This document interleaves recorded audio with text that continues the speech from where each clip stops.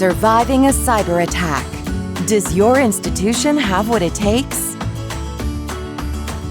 Featuring Margaret Glick, FSA Chief Information Officer. Good afternoon to all my financial aid colleagues and other esteemed guests.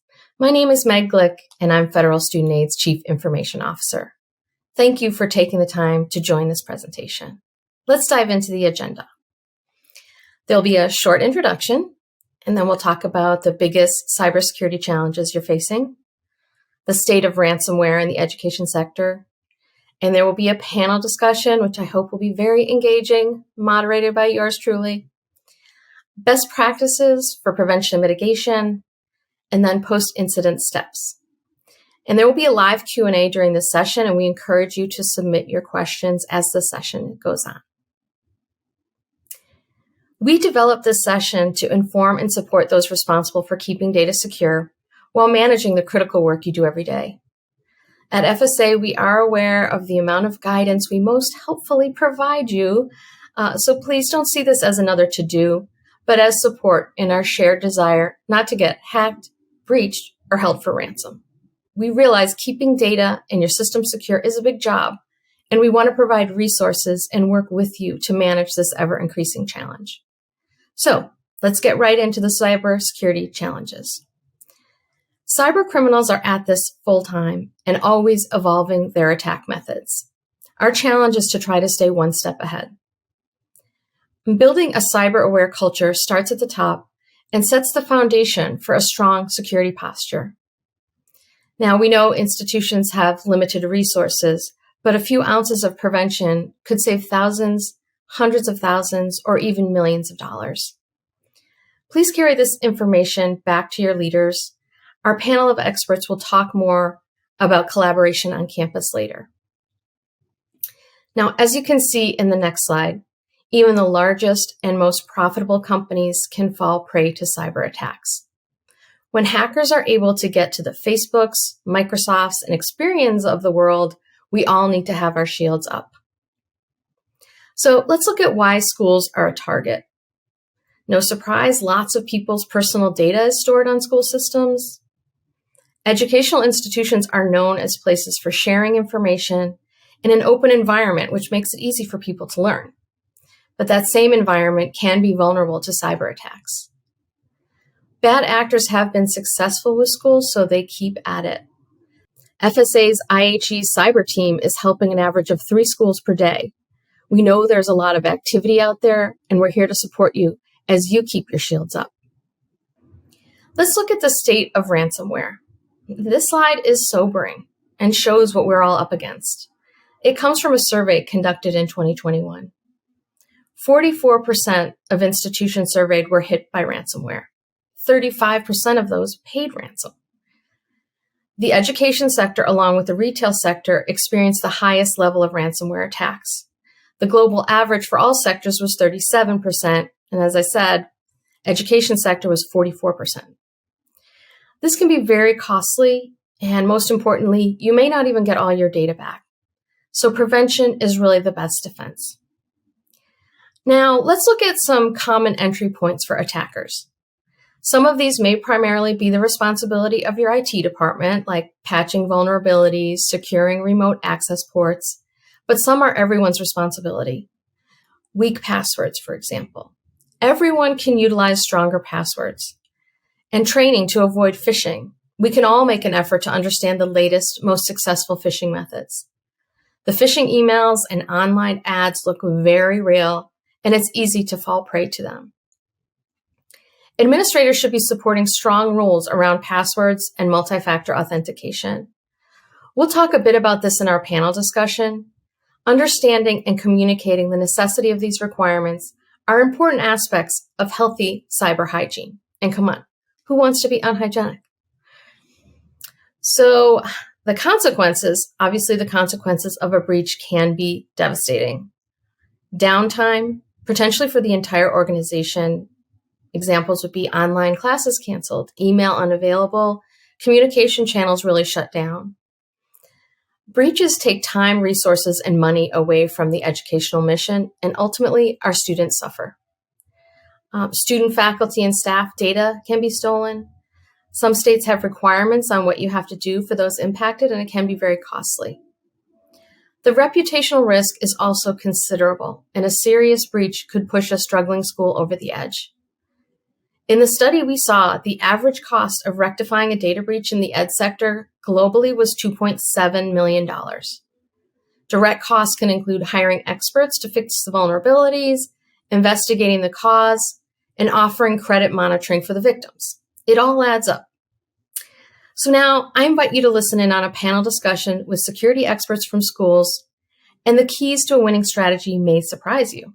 Spoiler alert, they're not super technical. Enjoy the discussion. Hello, and thank you all for agreeing to be part of this panel discussion. Trisha, Leo, and Tom. As you know, the topic of my session is surviving a cyber attack. And I think we would all agree that preparation and awareness is the best way to avoid a cyber attack, and that's the best way to survive one. When we met a few weeks ago, I think there was a common theme that came out. We talked a lot about relationships between the IT offices and financial aid offices in your schools. And I'd like to explore that a little bit, as well as best practices, challenges, and lessons learned. And I'd like to start, if we could all just take a quick moment to introduce yourselves, Trisha, Leo, and then Tom. Hi, I'm Trisha Clay, and I'm the Chief Information Officer at Hudson County Community College in Jersey City, New Jersey. Hello, everyone. My name is Leo Howell, and I'm the Chief Information Security Officer at Georgia Institute of Technology. Hello, everyone. I'm Tom Dugas at Duquesne University in Pittsburgh. Wonderful. And thanks again for joining today. So given the cybersecurity challenges that you all face, what effective practices have emerged at your institutions? And and what role can financial aid offices play in the success? So, obviously, these last few years around cybersecurity have brought tremendous challenges to higher education. The attacks on institutions around ransomware, phishing attacks, malware attacks are increasingly rising at alarming rates. And it's brought notice to a lot of higher education institution officers, including board of directors, cabinet members, financial aid groups, and financial aid directors. And one of the great things that have come out of that is the interest in helping to protect institutional data and the interest around how to do that. And so I like to think that cybersecurity is everyone's responsibility. It's something we try to instill in our program and practice at Duquesne University. And in doing so, we spend a great deal of time in guidance, instruction, training, but also in core practices and considerations about how we apply that. There are a lot of frameworks that are now out there. Federal government offers some like NIST 800-171 and considerations like that provide you a playbook to help implement various different security controls and protections for your institution.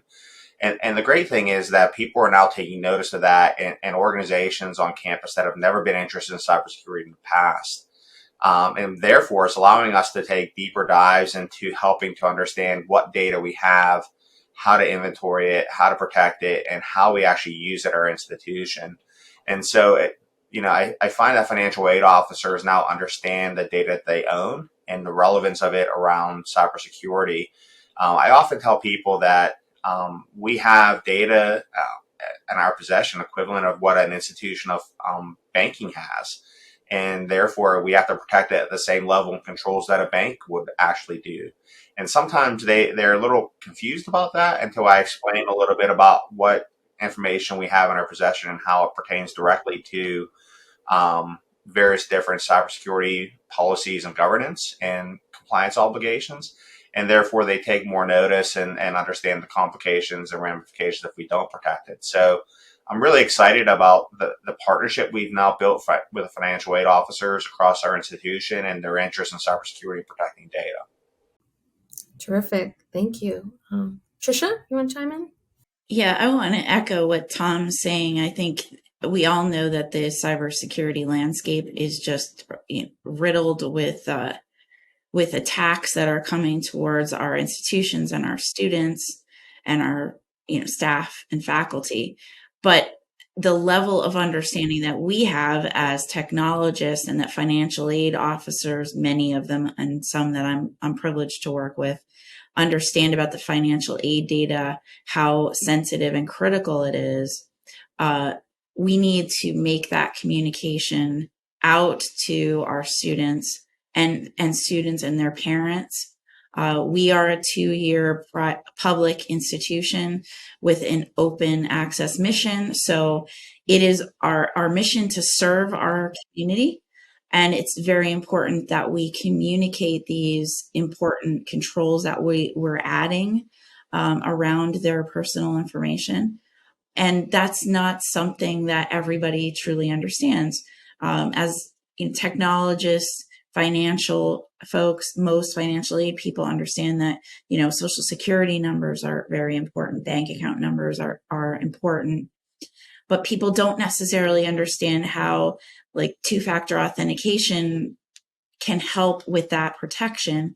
And students are seeing that as a roadblock in their way to be able to register, do things that they need to do. And so it's very critical that we have that partnership with our financial aid office, who has direct contact with students who, I can't register until my financial aid comes through, right?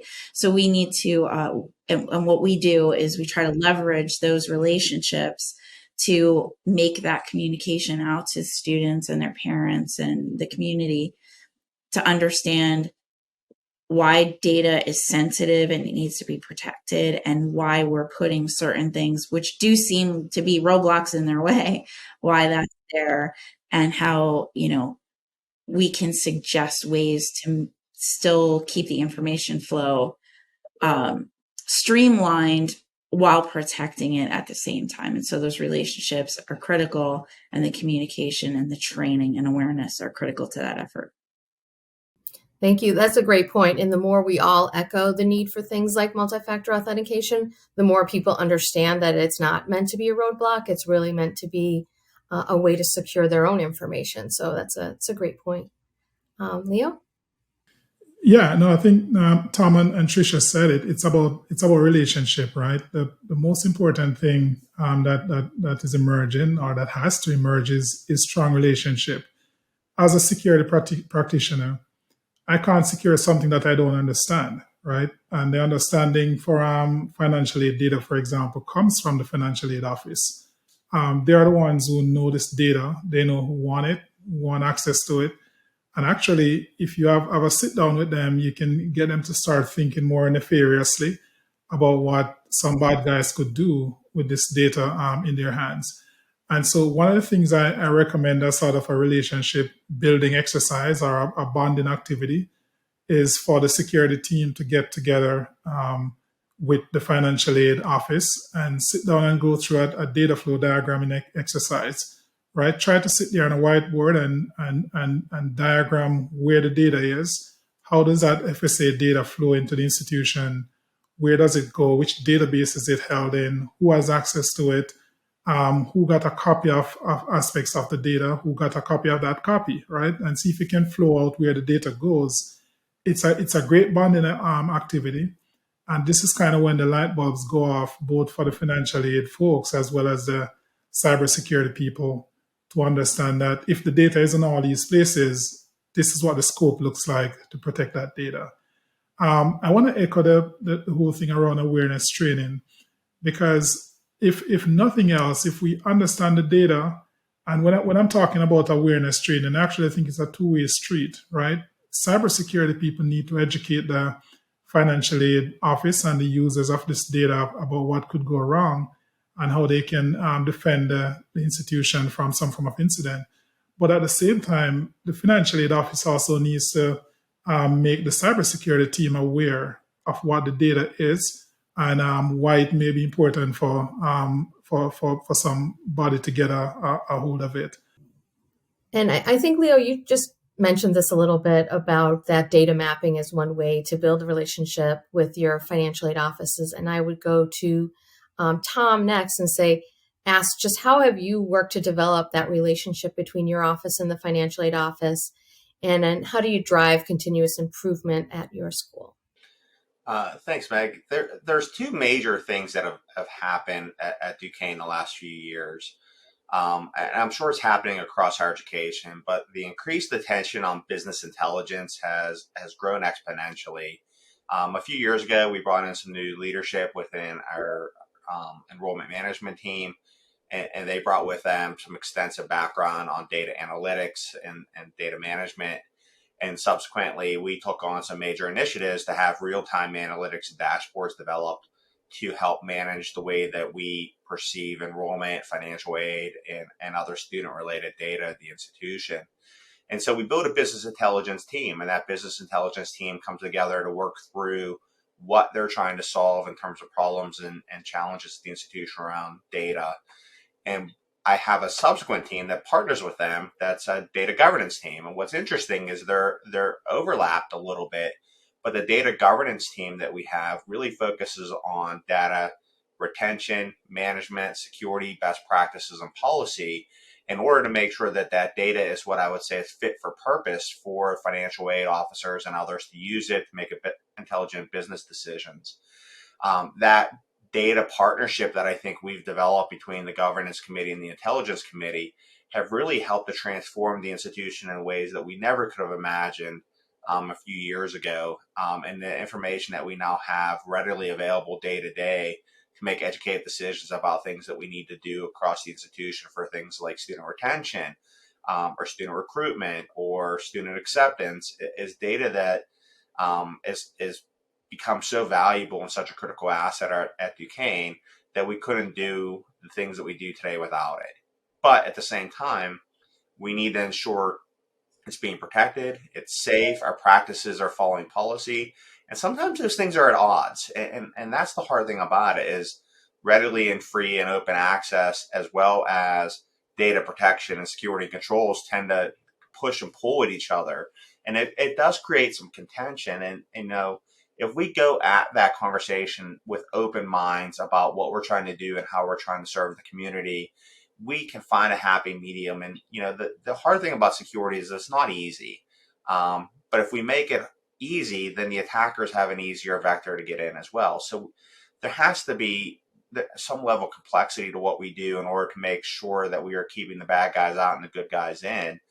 And so it is really important for us to keep an open mind when we have the open conversations with our enrollment management team and our financial aid officers so they readily understand what risks are facing the institution, why we're actually taking the actions we are making, what implications that'll have in the day-to-day operations of the organization, and ultimately how together the institution is going to be stronger because of it.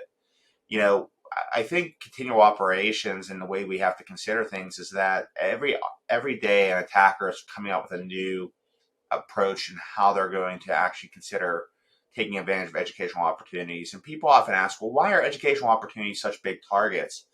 Well, let's think about that. First and foremost, we're the most open and complex organization probably in the country. We are built on academic freedom and open research. We're built on openness, community-minded perspectives.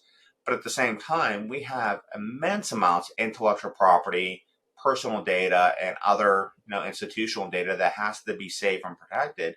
And attackers know that we are a wealth of information, and we don't have the investments that large multinational corporations have made in IT and cybersecurity, nor in the banking and financial industries that have been heavily regulated for many years. And so we are making major inroads in our cybersecurity posture to improve day-to-day of the maturity model. The one great thing I always recommend to people is our EDUCAUSE partners have a cybersecurity maturity index that allows you to self-assess yourself and how you rate in terms of your maturity. And it's based against all the cybersecurity standards and frameworks that are out there. And it lets you gauge just where you stand today and have you checked the right boxes, have you done the right things? And if you could go through that, it gives you also an opportunity to benchmark where you might be in a few years. And so we took that, maturity model and assessed ourselves a few years ago, and we did it again a few years after. And we have certainly made major strides, but we have a long way to go still, much like many other institutions. we just have to keep focused on a singly minded, attention that we want to support our community, our students, our faculty, our staff, our partners, our community members, our parents, and we need to protect our institutional data as if it's my own. And if I actually approach it like that, then we're all in a good position. Yeah, a ton of great points there. I would just highlight kind of the data analytics and dashboards and presenting data to people. Sometimes that really helps and gives them something to grasp onto and understand the enormity of the data that you may have. Great points there. And Tricia, I don't know if you have more ideas about continuous improvement or on anything that, Tom just talked about or my question. I think one thing I wanted to echo with what Tom is saying is that we want to partner with financial aid because they understand where the data is being stored, where it's coming from, what maybe students and parents first thoughts of how they can send it, like, well, I can just email this to you, or I can just type this information in an email, that kind of thing, because we need to understand where the data is coming from, where it's being stored, so we can give the advice about how it needs to be secured. And a great mentor of mine said one time, we don't want to be the department of no, we need to be the department of how. So it's like, no, we can't let people email us their social security numbers, for example, but this is how we can do it. And this is how we can, and by looking at that holistically, and like Tom was saying, modeling, where we want to go on the maturity level, we might say, okay, right now we need to do this in this certain way, but we're going to implement tools or a new platform or something like that to make it more streamlined and secure in the future. So we're always trying to be the department of, and yes, we can help you do this, and we need to only receive that data through a certain portal or that kind of thing. But it's really those relationships between the, security individuals, or in my case, the ITS department and financial aid, is really critical to making sure that we're continuing to improve and securing the data that we have. That's great. And I think the idea that the how, I think that it's been possibly in the past that it's a lot of IT experts and things like that, but it seems like offices almost need people that are collaborators with the business to understand what the business needs are. And that's a great way for people to work together, as it's not just here are kind of the rules, that you actually do need to figure out how can we continue to do business while keeping everything safe, which I know is a huge challenge. So no easy task there. Well, this has been such a great discussion. I did have one last bit that I wanted to talk about, and that was really if you have any great advice for your colleagues or your financial aid, the financial aid community, around your lessons learned or successes you've had. I think that would be really helpful just to hear any last ideas that you think would be great for people to think about. We can start with you, Leo. All right. Yeah. So I think from a lessons learned standpoint, the most important thing I'd recommend for my financial aid colleagues is strong partnership with the cybersecurity team. You do not want to wait until there's an incident to know who your cybersecurity partners are. You really should establish those relationships well ahead of time. And so I recommend you take part in tabletop exercises that's being run by your cybersecurity team. And if they are not, you should reach out to your CISO and try to get a tabletop exercise going related to financial aid data. At the end of the day, it's going to come down to partnership, but some specific things I'd like to recommend in addition to the tabletop is that you really should get together in a virtual room or in a physical room and try to map out a data flow diagram with the cybersecurity team and all others involved. So everybody get to see where the data is, who have access to it, what systems it touch along the way. And I think that's going to be a good conversation starter and a relationship builder for the financial aid team, as well as the cybersecurity folks. So partnership is a magic word. All right. Thanks. Terrific. Thank you. Tom, you want to take it next? Sure. So The first thing when I think about cybersecurity and making sure that we're prepared in the case of something happening is um, we should be sure to make sure we have an incident response plan, and that incident response plan is known by all the people who have a vested interest in managing the data of the institution. And that plan should be one that you understand what roles everyone is going to play in the institution. The worst thing that could happen in a crisis is that misinformation starts to come out about what is going on and how things are being approached in terms of problem solving. We have a variety of situations happening now in the public's eyes. We just had a major case happen with the Uber CIO or CISO who was convicted of some legal challenges as well. And subsequently, we want to make sure that we're following the right guidelines across our institution to make sure everyone is on the same page about how to respond in case something would happen. The other thing is, cybersecurity is a comprehensive plan that needs to be approached across all units and not just within one. And so we take it from an approach of actually covering the basis of 7 or 8 different major services of our cybersecurity approach. And we are very clear about communicating our strategy all the way up and down, across and around the organization, including to our students. And it's really helped to get that notoriety and that communication out to everyone so they know what to do.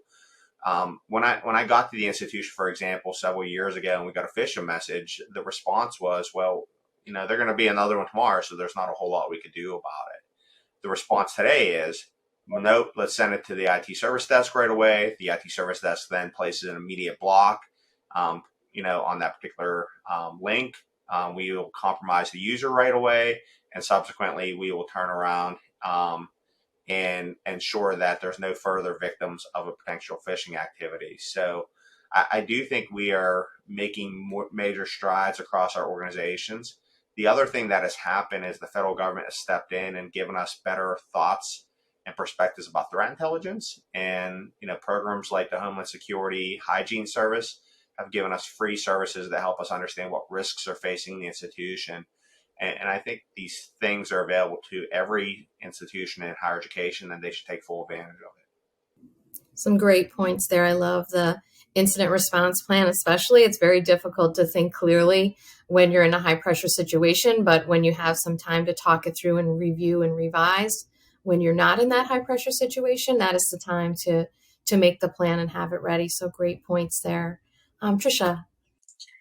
Yeah, there's been great points already made. I think the relationships that you've built between IT or the security organization and financial aid are critical when some kind of incident happens.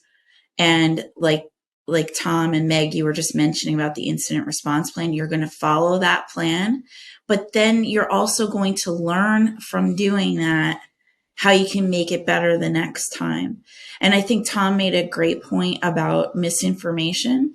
It's also really critical to be communicating relatively transparently to the community about what's happening and why it's happening.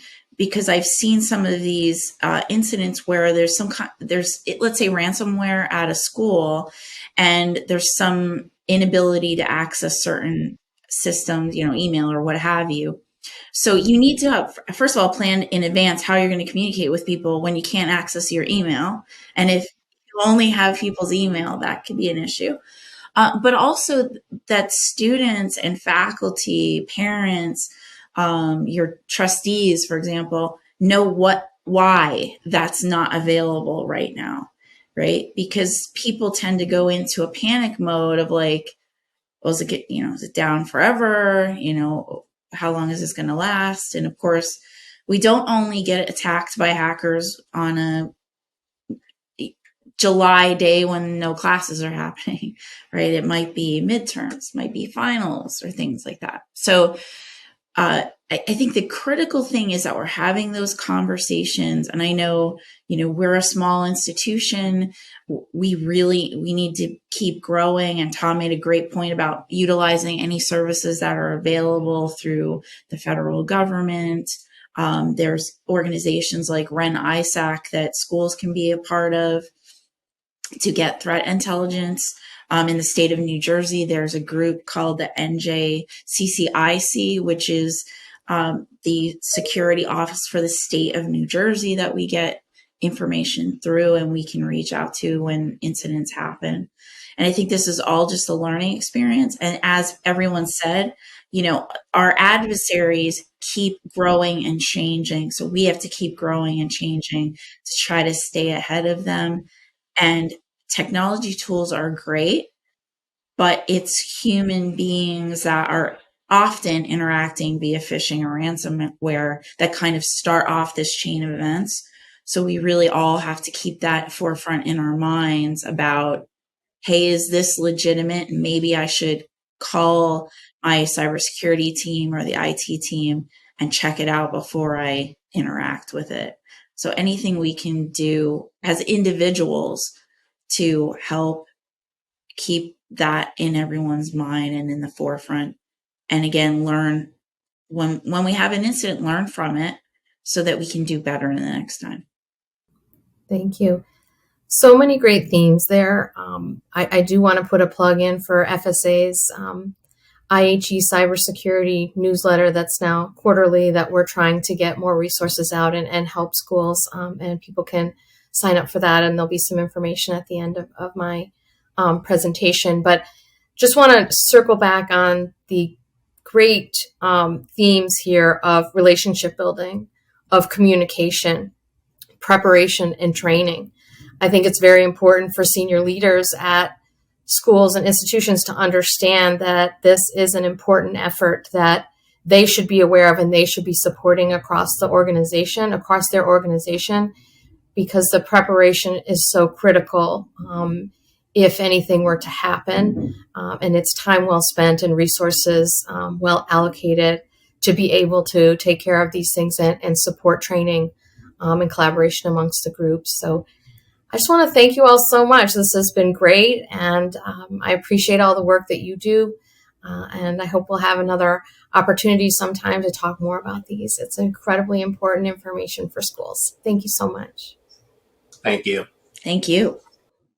Well, now you've heard all the scary stuff and some expert advice. Let's talk about mitigation and best practices. First, for prevention. Lots of great ideas here. Multi-factor authentication, or MFA, new acronym alert, coming soon to a website near you. Yes, studentaid.gov will be requiring multi-factor authentication. It's a process where a customer must provide 2 or more pieces of evidence to verify their identity.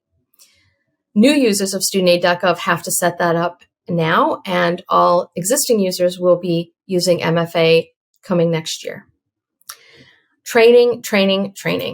Make sure folks don't fall for phishing scams. Patching and system updates, routine stuff, but very important. Okay, ZTA, another acronym, Zero Trust Architecture. Now, FAAs, because I love you, I don't suggest you even learn this one yet. Just throw it over the fence to your IT department. This is one they need to add to their acronym dictionary. Now, mitigation for best practices. The headline here is an incident response plan. You heard our experts talk about this, and it can be a lifesaver. MFA, okay, I'm repeating this one again, as it may be the biggest bang for your buck. And now a few more for your IT folks: configuring and securing internet-facing network devices, continuous monitoring, and patch management. Well, if you are so unfortunate to suffer an attack, there are some things you can do.